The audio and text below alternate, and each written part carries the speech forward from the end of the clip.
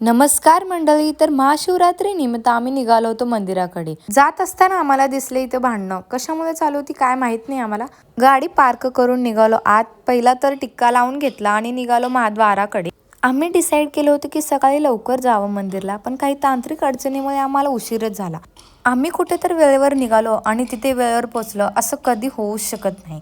आणि आम्ही जात असताना सुद्धा हेच डिस्कशन करत होतो की उशीर झाला. डिस्कशन तर आमचं चालूच राहील. जाऊ द्या, तुम्ही मंदिराकडे लक्ष द्या. दर्शन घेऊन आम्ही निघालो बाहेर.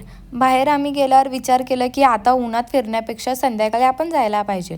आणि चक्क मी गाडी चालवून आले म्हणून हिनं एकदम आश्चर्यचकित झाली होती. मग तिला तिथून गाडी दिला. आता मला काय जमणार नाही सिटीत म्हणून.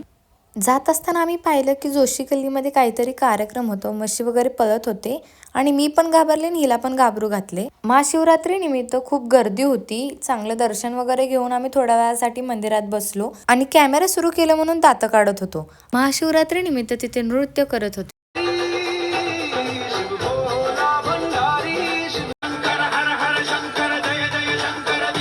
तर मंडळी, भेटूया पुढच्या व्लॉगमध्ये. टाटा बाय बाय, खतम.